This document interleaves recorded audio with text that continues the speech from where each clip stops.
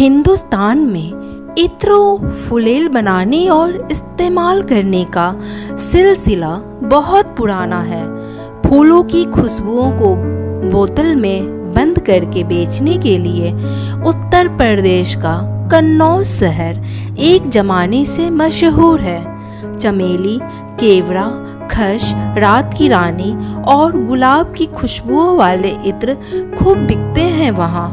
पहले के ज़माने में इन इत्रों को भाप के जरिए तैयार किया जाता था, मगर आज मशीनी दौर है। बनावटी खुशबुओं का ज़माना है जो मशीनी तरीके से तैयार की जाती है।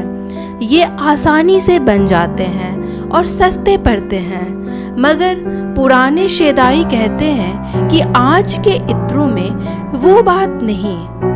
ये तुलना हम कभी और करेंगे, पर क्या आपको मालूम है कि मिट्टी से भी इत्र बनता है?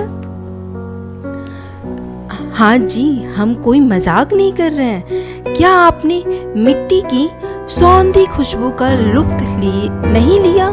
जब तपती मिट्टी पर बरखा की पहली बूंदें गिरती है तो प्यासी धरती से आँच सी निकलती है और उस आँच के साथ निकलता है मिट्टी का सौंधापन। मॉनसून की आमद पर आपने यकीनन इसका एहसास किया होगा। भयंकर गर्मी में बारिश के बाद आने वाली खुशबू आपको गर्मी से राहत देती सी मालूम होती है। मानो प्यासी धरती इस खुशबू के जरिए बादलों का शुक्रिया अदा करती हो। क्या होगी ये खुशबू बोतल में कैद करके इत्र के तौर पर बेची जाए। आप इसे हमारी खाम ख्याली कहकर टाल देंगे, मगर ऐसा होता है और वो भी हिंदुस्तान में ही होता है। बनावटी खुशबुओं के इस दौर में इत्र की एक दुकान है जो परंपरागत तरीके से बने इत्र बेचती है। ये दुकान है राजधानी दिल्ली में। दुकान का नाम है गुलाब सिंह जौहरी मल। चांदनी चौक में स्थित ये दुकान करीब 2 साल पुरानी है। यहाँ अमीरों उम्रा से मध्यम वर्ग तक के खरीदार असल इत्र की तलाश में आते हैं। कोई अपनी गर्लफ्रेंड को गिफ्ट देने के लिए इत्र लेने आता है तो किसी को खुद के इस्तेमाल के लिए चाहिए। दिल्ली का चांदनी चौक बाजार करीब 400 साल पुराना है। इसे 1659 में मुगलों ने बनवाया था।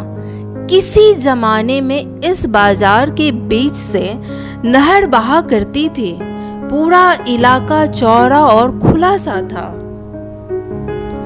आज का चांदनी चौक इंसानों, बसों, रिक्शा, कारों और घोड़े बकरी जैसे जानवरों से ठसाठस भरा रहता है। इसी चांदनी चौक के दरिबा कला में है गुलाब सिंह जौहरी मल की इत्र की दुकान।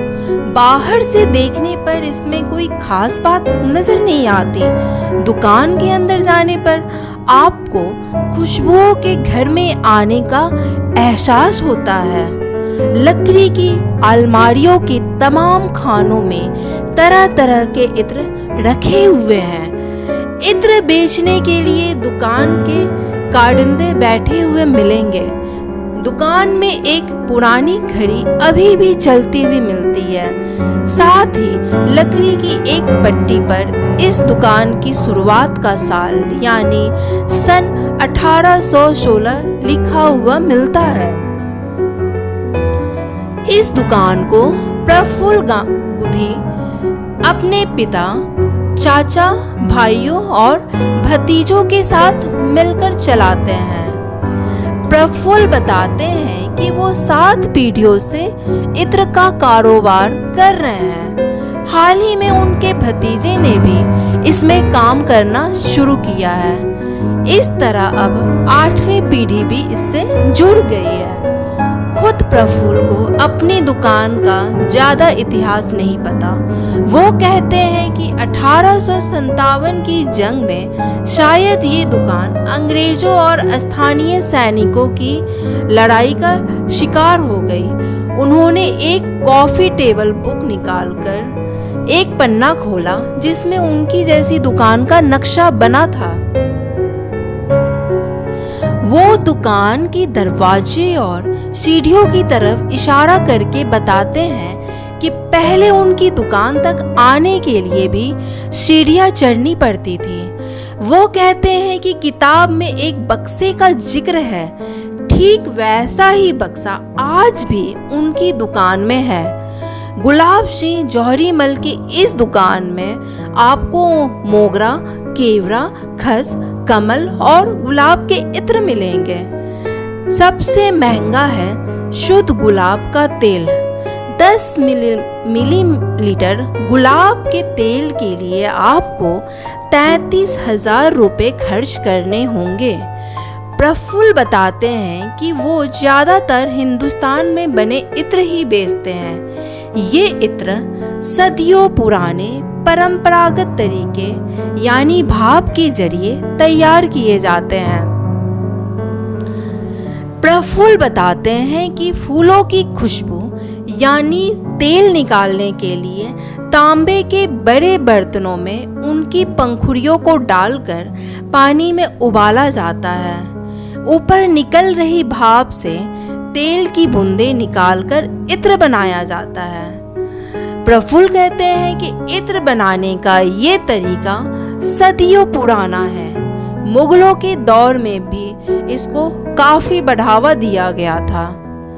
प्रफुल्ल ने ये भी बताया कि वो गुलाब के इत्र के लिए अपने बागान के गुलाबों का इस्तेमाल करते हैं। बाकी के इत्र वो ज़्यादातर कन्नौज से मंगाते हैं, जो इत्र बनाने का सबसे बड़ा केंद्र है।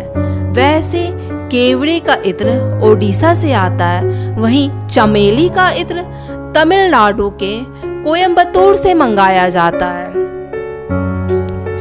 गुलाब सिंह जौहरीमल की दुकान में ही वो खास इत्र भी मिलता है जिसका जिक्र हमने शुरू में किया था। इस इत्र का नाम है गीली मिट्टी। इसमें से मिट्टी की सौंधी खुशबू आती है। प्रफुल्ल बताते हैं कि इसका गर्मियों के दिनों में लोग बहुत इस्तेमाल करते हैं। इसे लगाने से उन्हें गर्मी से राहत मिलती है। गीली मिट्टी से इत्र बनाने का तरीका भी निराला है। मिट्टी के पुराने बर्तनों को तोड़कर उन्हें तांबे की बड़ी हांडियों में डालकर उसमें पानी डाला जाता है। फिर इस पानी को उबाला जाता है। इससे निकलने वाली भाप को चंदन के तेल से गुजार कर ये इत्र बनाया जाता है।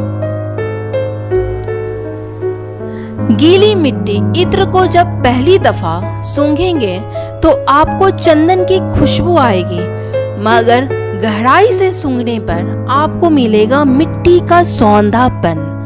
इस इत्र को लगाते ही आपको एहसास होगा कि मॉनसून करीब है। खास तौर से गर्मियों में इस इत्र की मांग बहुत बढ़ जाती है।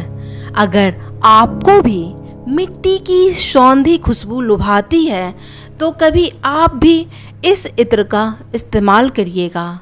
हाँ, इसके लिए आपको चांदनी चौक की गुलाब सिंह जौहरीमल की दुकान पर आना पड़ेगा।